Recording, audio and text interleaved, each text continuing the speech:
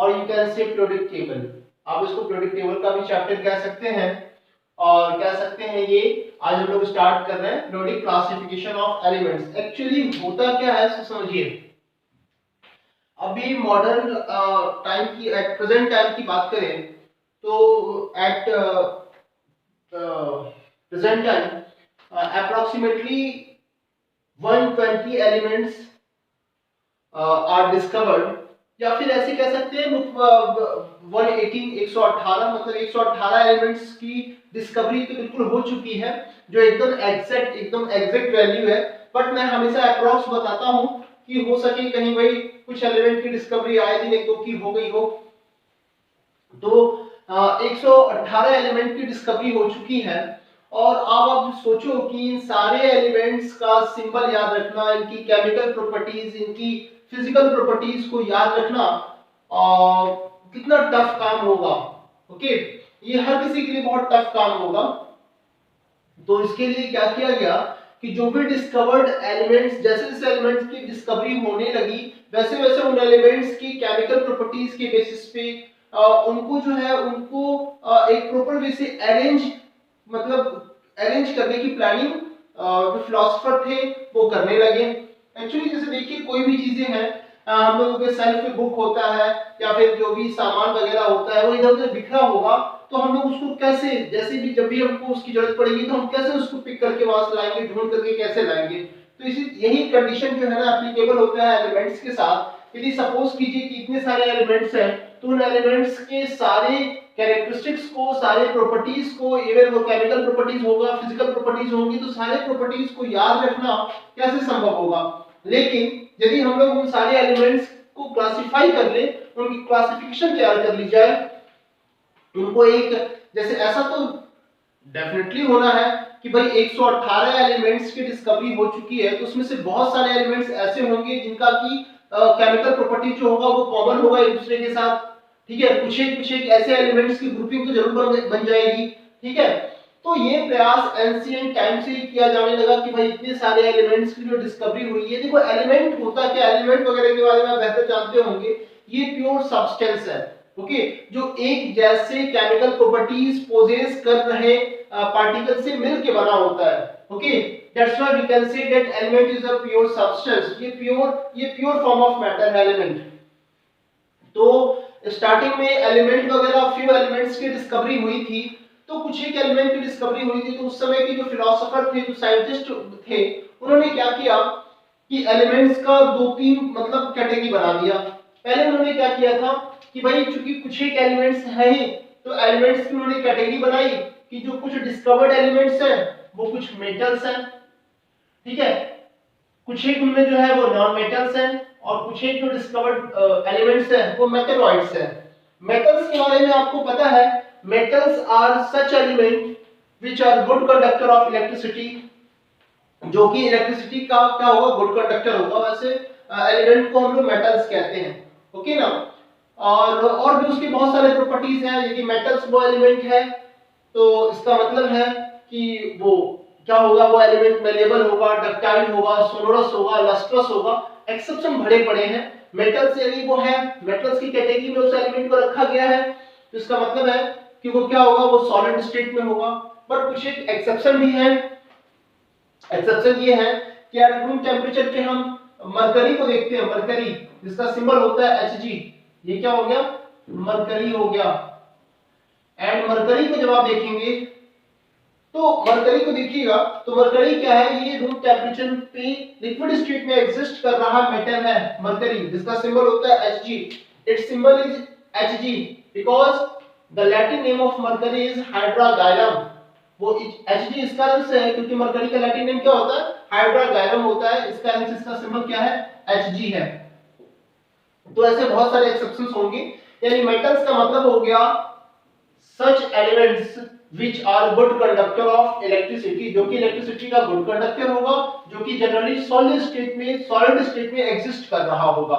Non metals जो कि bad conductor होगा, है ना, जो कि इलेक्ट्रिसिटी को कंडक्ट नहीं कर सकेगा, उसको नॉन मेटल कहेंगे। नॉन मेटल ज्यादातर देखोगे नॉन मेटल को तो ये गैसियस स्टेट में ही एग्जिस्ट कर रहा होगा। As for example oxygen, nitrogen, ठीक है, ये सब सारे gases form of non metals है।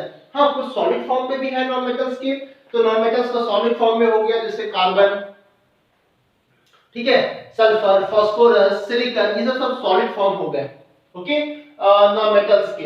इसके बाद जानेंगे, हाँ, नॉन मेटल्स का एक लिक्विड फॉर्म भी होता है, वो याद रखिएगा। तो नॉन मेटल्स का जो लिक्विड होता है, लिक्विड फॉर्म में एग्जिस्ट कर रहा, वो होता है ब्रोमीन, ठीक है। वो क्या होता है, ब्रोमीन, और उसका सिंबल होगा Br। ये ब्रोमीन है जो कि नॉन मेटल है, और ये लिक्विड नॉन मेटल है, यानी ये रूम टेम्परेचर पे किस स्टेट में एग्जिस्ट करता है, लिक्विड स्टेट में एग्जिस्ट करता है। बाकी गैसियस स्टेट वगैरह तो आप जानते ही हैं, ज्यादातर नॉन मेटल जो है वो गैसियस स्टेट में ही एग्जिस्ट करेगा। मेटलॉइड्स के बारे में बात करें तो the elements which having intermediate properties of metals, या फिर ऐसे कह सकते हैं the elements which having properties of metals as well as non metals, यानी वैसे एलिमेंट जिनके पास मेटल वाली भी प्रॉपर्टी होगी और नॉन मेटल वाली भी प्रॉपर्टी होगी, तो ऐसे एलिमेंट्स को हम लोग क्या कहते हैं, मेटलॉइड्स कहते हैं, ठीक है। ये तो एंशिएंट टाइम में इस तरह से कैटेगरी वगैरह कैटेगराइजेशन की गई, लेकिन अभी के समय में जब 118 एलिमेंट्स की डिस्कवरी हो गई है, तो क्या उनको सिर्फ इन्हीं 3 कैटेगरी में करके याद रख पाना संभव होगा?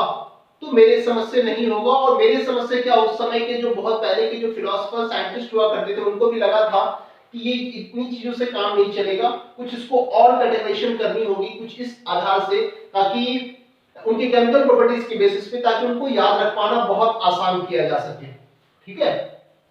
तो उसमें सबसे पहला जो अटेम्प्ट हुआ, वो डॉबरिनियर सर ने एक अटेम्प्ट किया, एक प्रयास किया कि भाई जो भी जो डॉबरिनियर सर के समय में जितने भी एलिमेंट्स की डिस्कवरी हुई थी, वो उनमें से कुछ एक एलिमेंट्स को लेकर उनको क्लासिफाई करना शुरू किया, उनका एक ग्रुपिंग शुरू किया, ओके, उनका ग्रुपिंग शुरू किया।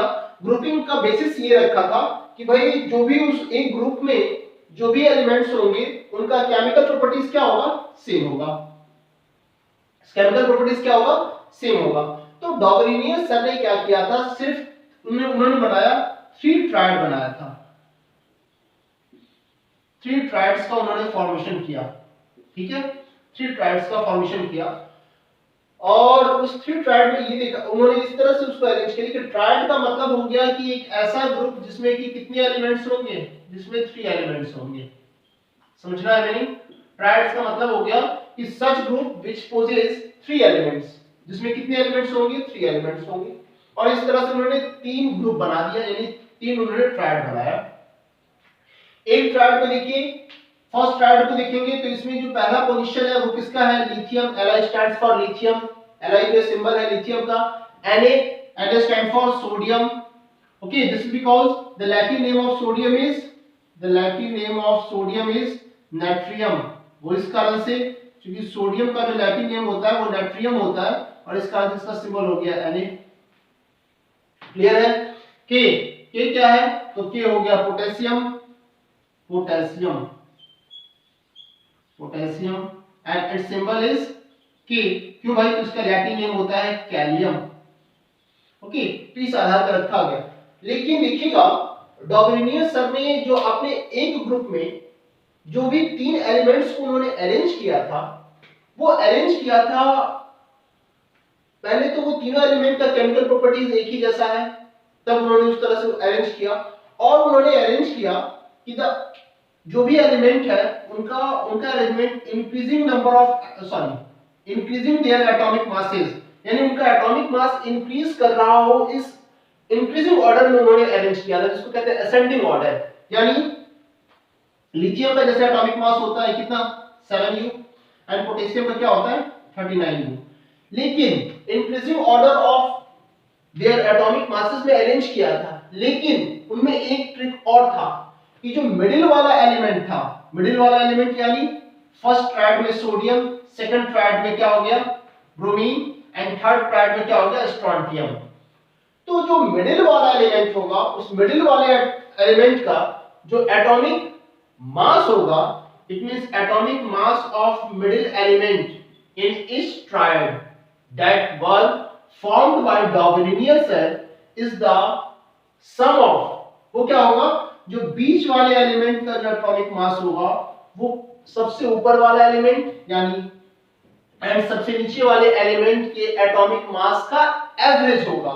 यानी यदि हम लोग यहाँ पे फाइंड करने की कोशिश करें दैट एटॉमिक मास का सिंबल कैपिटल ए होता है, तो यदि हम लोग एटॉमिक मास सोडियम का इसके अकॉर्डिंग फाइंड करें तो ये क्या होगा, average some of atomic mass of what, lithium plus atomic mass of potassium by 2, यानी इन दोनों टॉप वाला एंड बॉटम वाले एलिमेंट के एटॉमिक मास के सम का क्या होगा, क्या होगा, हाफ होगा। ठीक है, किसका, मिडिल वाले एलिमेंट का एटॉमिक मास।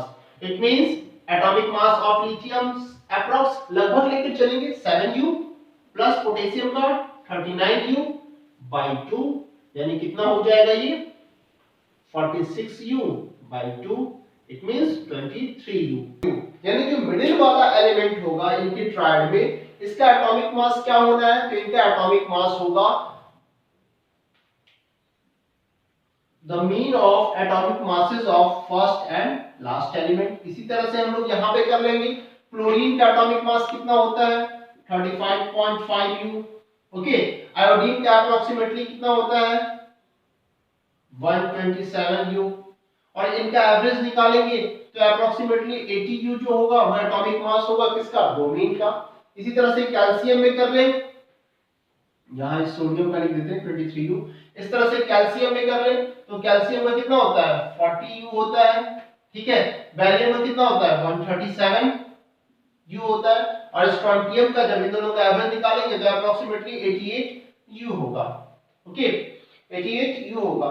तो इस तरह से इन्होंने डॉगरेनियर सर ने तीन ट्रायड बनाया, तीन ट्रायड में यानी बस 9 एलिमेंट्स को उन्होंने अरेंज किया था, और अरेंज कुछ ऐसे किया था कि एक जैसा केमिकल प्रॉपर्टीज रखने वाले एलिमेंट को उन्होंने एक ही ट्रायड में रखा, और रखा कुछ इस तरह से कि जो एटॉमिक मास होगा मिडिल वाले एलिमेंट का वो एवरेज होगा, वो एवरेज एटॉमिक मास होगा किनका, पहले एलिमेंट के एटॉमिक मास एंड दूसरे एलिमेंट दूसरे नहीं मतलब लास्ट, पहले एंड लास्ट वाले एटॉमिक पहले एंड लास्ट वाले एलिमेंट के एटॉमिक मासेस का मीन होगा, किसका मास, मिडिल वाले एलिमेंट के एटॉमिक मास मीन होगा, यानी एवरेज होगा। तो इस तरह से डॉगरेनियर सर ने 9 एलिमेंट्स को का ग्रुपिंग तैयार किया, तो ये भी एक अच्छा अटेम्प्ट था। तो डॉगरेनियर सर के इस ट्रायड से बाकी जो फिलोसोफर थे वो काफी मतलब इम्प्रेस्ड हुए और वो इनकरेज्ड भी हो गए, ताकि वो और भी फिलोसोफर जो है वो प्रयास करने लगे कि भाई नहीं और भी तो एलिमेंट की डिस्कवरी हो रही है, तो इन एलिमेंट्स को भी अरेंज करने का कुछ ट्रिक देखा जाए, कुछ मेथड डेवलप किया जाए। तो उस समय न्यूलैंड्स एक फिलोसोफर थे, उन्होंने भी एक बहुत अच्छा अटेम्प्ट लिया कि भाई एलिमेंट्स को अरेंज किया जाए। कैसे अरेंज किया जाए, तो इसके लिए उन्होंने क्या किया था, एक पीरियोडिक टेबल तैयार किया, जैसा आप लोग देख रहे हैं यहाँ पे ये पीरियोडिक टेबल है, ठीक है। और उन्होंने अपने पीरियोडिक टेबल में 56 एलिमेंट्स को प्लेस्ड किया, 56 एलिमेंट, जिसमें जो फर्स्ट आपका पोजीशन था, फर्स्ट पोजीशन उनके उस पीरियोडिक टेबल में किसको रखा गया था, हाइड्रोजन को दिया गया था फर्स्ट पोजीशन, यानी पहला स्थान था हाइड्रोजन का। एंड जो लास्ट पोजीशन था, जो लास्ट एलिमेंट था, आप ये भी कह सकते हैं जो लास्ट पोजीशन जिस एलिमेंट को दिया गया था वो था क्या, थोरियम, वो था थोरियम, ठीक है। यानी जो आप कह सकते हैं कि 56 एलिमेंट जो था वो क्या था, 56 पोजीशन वाला जो एलिमेंट था वो आपका था क्या, थोरियम था, ठीक है। इन्होंने क्या किया न्यूलैंड सर ने, इन्होंने भी increasing order of atomic masses, increasing order of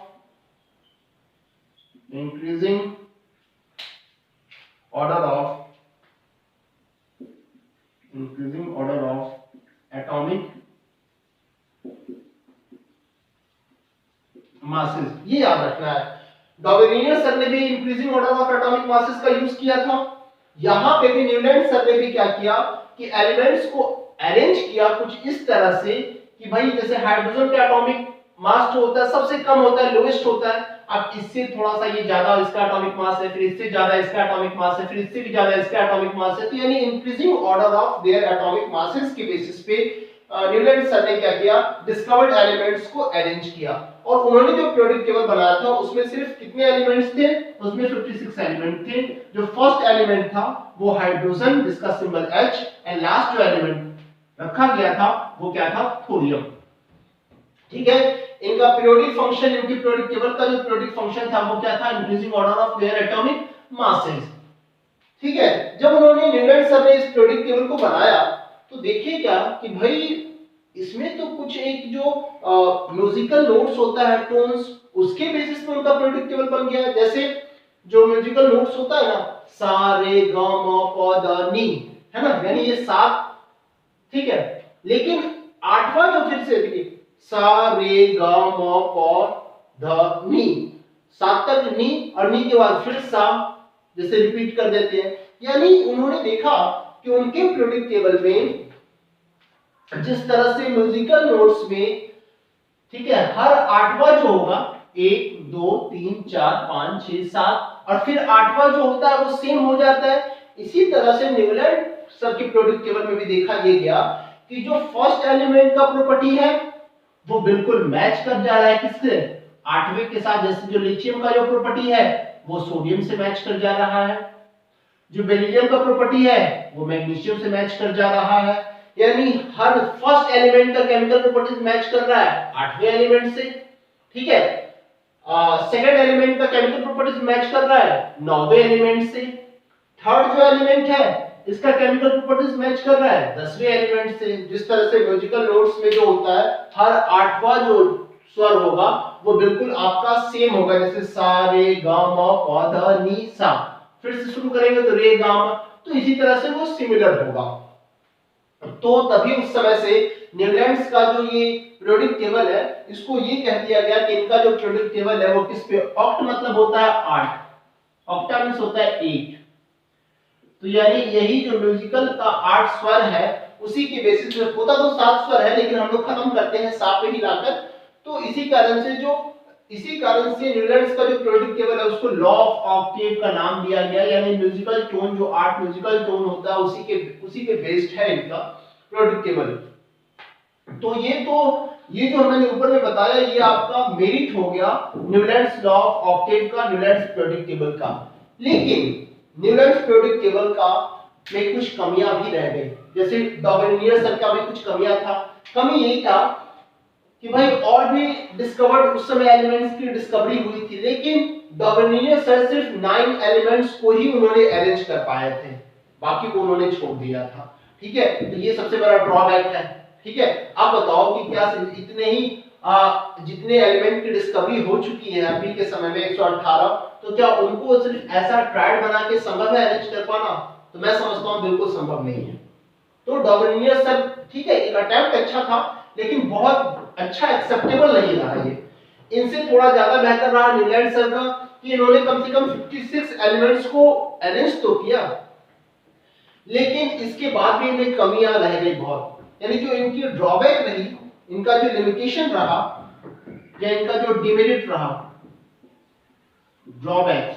drawbacks means होता है खामियां, इनकी कमियां ये रही। देखेंगे इनका जो ड्रॉबैक रहा वो क्या क्या रहा। इनका जो फर्स्ट ड्रॉबैक रहा कि इन्होंने सिर्फ और सिर्फ, बात को समझेंगे, इन्होंने सिर्फ और सिर्फ कितने एलिमेंट्स को अरेंज किया था? तो इन्होंने सिर्फ अपने पीरियोडिक टेबल में 56 एलिमेंट्स को ही जगह दिया था। 56 एलिमेंट्स को तो अरेंज किया था। और एक बात न्यूलैंड सर और भी गलत कह गए थे कि भाई सिर्फ और सिर्फ 56 एलिमेंट्स ही हो सकेंगे और no more elements were discovered in future. No more elements are discovered, ठीक है, no more elements will discovered in future। यानी उन्होंने एक तो ठीक है भाई, चलो आपने सिर्फ 56 एलिमेंट्स को पीरियोडिक टेबल में जगह दिया, अच्छी बात है, सराहनीय है, लेकिन ये क्या आपने कह दिया कि भाई जो 56 एलिमेंट है बस यही एलिमेंट होंगे, फ्यूचर में और कोई एलिमेंट डिस्कवर्ड नहीं होंगे। ये बात उनकी गलत साबित हो गई। ये कहना उनके लिए बहुत बुरा रहा, चूंकि अभी तो देखिए 118 एलिमेंट्स हैं प्रेजेंट, ठीक है, जिनकी डिस्कवरी हो चुकी है। वैसे तो और भी प्रेजेंट होंगे, और भी तरह के एलिमेंट होंगे, लेकिन साइंटिस्ट प्रयास में लगे हुए, उनकी डिस्कवरी होना बाकी है। तो ये इनका सबसे पहला ड्रॉबैक रहा, ठीक है, न्यूलैंड्स का, कि उन्होंने कह दिया कि सिर्फ 56 एलिमेंट्स ही जो डिस्कवर्ड है बस उन्हीं को पीरियोडिक टेबल में जगह मिला है, और फ्यूचर में कोई भी एलिमेंट्स की डिस्कवरी नहीं होगी। ये सरासर इनका गलत चीज था। ये अभी की स्टडी में लोग देखते हैं, अभी हम लोग प्रेजेंट टाइम में देखते हैं तो भाई 118 एलिमेंट की डिस्कवरी हो चुकी है। सेकंड जो इनका ड्रॉबैक रहा वो समझिए, अभी जो हम लोग मॉडर्न पीरियोडिक टेबल पढ़ते हैं उसमें देखेंगे कि बिल्कुल सही है, the chemical properties of lithium is similar to sodium, कोई दिक्कत नहीं, बिल्कुल सही है। बोरोन का एल्युमिनियम से केमिकल प्रॉपर्टीज मैच करता है, कार्बन का सिलिकॉन से मैच करता है, बिल्कुल सही है। लेकिन ये जो इनकी पीरियोडिक टेबल को जब आप अच्छे से देखेंगे तो ये ट्रेंड जो हाइड्रोजन से स्टार्ट हो रहा है, ठीक है, और वापस ये यहाँ पे कहां कैल्शियम तक आ रहा है, ठीक है। तो इनका जो पीरियोडिक टेबल का जो कॉन्सेप्ट था ये वैलिड हो रहा था कहां तक, अप टू कैल्शियम तक ही वैलिड हो रहा था, अप टू कैल्शियम एलिमेंट तक ही। आप लोगों को लग रहा होगा कि ये वैलिड होने का क्या मतलब है। देखिए भाई, जो केमिकल प्रॉपर्टीज होगा लिथियम का, सोडियम का, पोटेशियम का, वो एक जैसा है, ठीक है। बेरिलियम का, मैग्नीशियम का, कैल्शियम का एक जैसा है। बोरोन का, एल्युमिनियम का केमिकल प्रॉपर्टीज एक जैसा है, लेकिन उसका केमिकल प्रॉपर्टीज कभी भी मैच नहीं कर रहा है क्रोमियम से, ठीक है। कार्बन का, सिलिकॉन का प्रॉपर्टीज, केमिकल प्रॉपर्टीज एक जैसा है, ठीक है, लेकिन वो टाइटेनियम की केमिकल प्रॉपर्टी से मैच नहीं कर रहा है। तो यानी देखा ये गया कि न्यूलैंड का जो पीरियोडिक टेबल है, जिसको कि न्यूलैंड्स लॉ ऑफ ऑक्टेव के नाम से जाना जाता है, वो पीरियोडिक टेबल सिर्फ किस एलिमेंट तक वैलिड रहा, वो सिर्फ कैल्शियम एलिमेंट तक ही वैलिड रहा, ठीक है। कैल्शियम के आगे देखते हैं तो बिल्कुल उस ग्रुप में जो भी एलिमेंट्स हैं उनका केमिकल प्रॉपर्टीज एक जैसा नहीं है, ठीक है। एंड जो थर्ड डिमेरिट रहा, ड्रॉबैक रहा न्यूलैंड सर का, वो थर्ड डिमेरिट जो था वो ये था कि अभी हम लोग प्रेजेंट में जानते हैं दैट आयरन, ओके, आयरन हो गया, कोबाल्ट एंड निकेल, ये जो है वो मैग्नेटिक मटेरियल है, जो कि मैग्नेट जो है इनको अट्रैक्ट करता है। कि आयरन का जो केमिकल प्रॉपर्टीज है वो कोबाल्ट एंड निकेल से मैच करता है। ये तीनों का तीनों क्या है, मैग्नेटिक मटेरियल है। फिर भी कोबाल्ट एंड निकेल को किसके साथ रखा गया, हाइड्रोजन एंड फ्लोरीन के साथ रखा गया, जबकि फ्लोरीन और हाइड्रोजन में से किसी के केमिकल प्रॉपर्टीज के साथ कोबाल्ट एंड निकेल का केमिकल प्रॉपर्टीज मैच नहीं करता है। समझ में आया। जबकि केमिकल प्रॉपर्टीज में मैच करता है कोबाल्ट, आयरन, निकेल का, तो इनको उस तरह से साथ में रखना चाहिए, जबकि इनको अलग कर दिया गया, ठीक है। तो ये थर्ड ड्रॉबैक रहा न्यूलैंड्स लॉ ऑफ ऑक्टेव का, न्यूलैंड्स पीरियोडिक टेबल का, ठीक है। तो ये चीजों को आप अच्छे से एक बार फिर से स्टडी कर लेंगे। कहने का मतलब है कि फर्स्ट ड्रॉबैक तो इनका यह रहा कि इन्होंने कहा कि बस जितना एलिमेंट इन्होंने अपने पीरियोडिक टेबल में प्लेस किया है, इससे अधिक एलिमेंट की फ्यूचर में डिस्कवरी नहीं होगी, ठीक है। सेकंड है कि इनका पीरियोडिक टेबल सिर्फ कैल्शियम तक ही वैलिड दिखता है। और इनका थर्ड ड्रॉबैक रहा कि भाई इसमें आयरन, कोबाल्ट, निकेल का केमिकल प्रॉपर्टीज एक जैसा है, जिनको कि अलग रखा गया है, ठीक है। और कोबाल्ट और निकेल को उनके साथ रखा गया है, फ्लोरीन और हाइड्रोजन के साथ, जिनके साथ इनकी कोई केमिकल प्रॉपर्टीज नहीं मैच करती है। तो ये इनका थर्ड ड्रॉबैक रहा न्यूलैंड्स लॉ ऑफ ऑक्टेव का। तो फ्रेंड्स, अब इसके बाद हम लोग आगे पढ़ेंगे। आगे जो भी फिलोसोफर का कॉन्सेप्ट होगा, मेंडल सर का होगा, ठीक है, और भी जो सर का होगा, जो भी फिलोसोफर का होगा कॉन्सेप्ट पीरियोडिक टेबल से रिलेटेड, उनके द्वारा जो तैयार पीरियोडिक टेबल होगा, तो उसको हम लोग अगले क्लास में पढ़ेंगे। Okay friend, thank you.